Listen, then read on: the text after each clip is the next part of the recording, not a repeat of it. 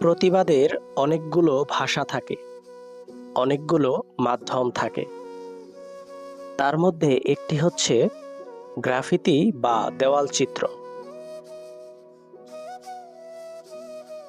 দেওয়ালচিত্র যেমন প্রতিবাদের ভাষা, তেমনি সৌন্দর্য বৃদ্ধির অন্যতম মাধ্যমও বটে।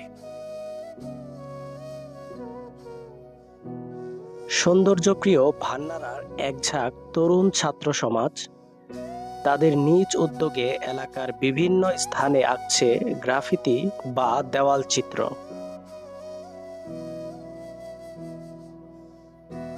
তাদের এই সৌন্দর্য বৃদ্ধির একমাত্র লক্ষ্য বাংলাদেশকে সুন্দর করা, সুন্দর এই বাংলাদেশকে বিশ্বের বুকে তুলে ধরা। বাংলাই হোক বাঙালির